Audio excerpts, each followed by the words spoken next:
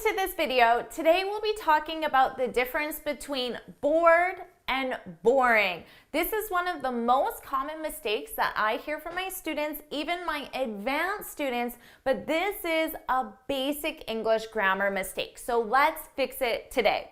Of course, I'm Jennifer from jforrestenglish.com, and this channel is dedicated to helping you sound like a fluent, confident, natural English speaker. Now, before we go any further, make sure you subscribe and hit that bell icon so you're notified every time I post a new lesson. Now, let's dive in with this video.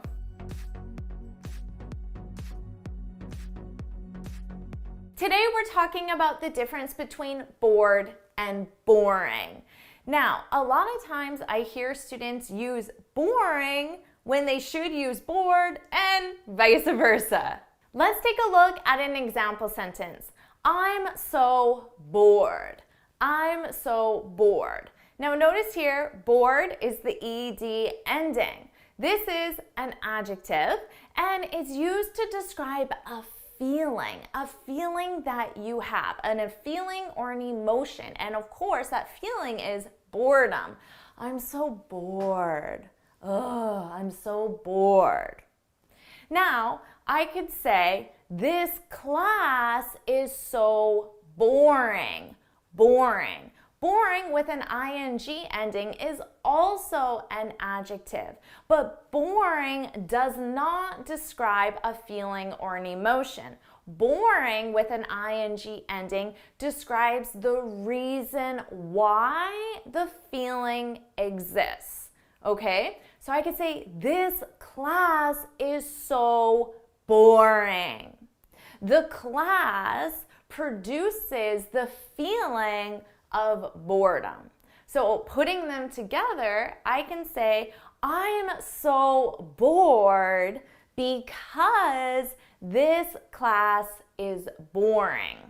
Now, it's very important that you remember that a something, an inanimate something like a class or a book or a movie, cannot be bored, okay? That sentence structure does not exist in English because a something, an inanimate something like a class or a book or a movie, cannot have a feeling or an emotion, right? So we can't use the ed ending to describe that.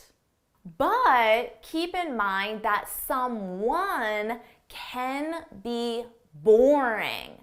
So we can use the ing ending to describe someone, okay? But that is still the reason why you have the feeling. That's the reason why you're bored. For example, I could say, my math teacher. That's a someone. My math teacher is boring. My math teacher is boring. Because of that, I'm bored. So we can use boring as an ing ending to describe someone. Please know that this is considered a negative insult to describe someone as boring. So just be cautious when you use it.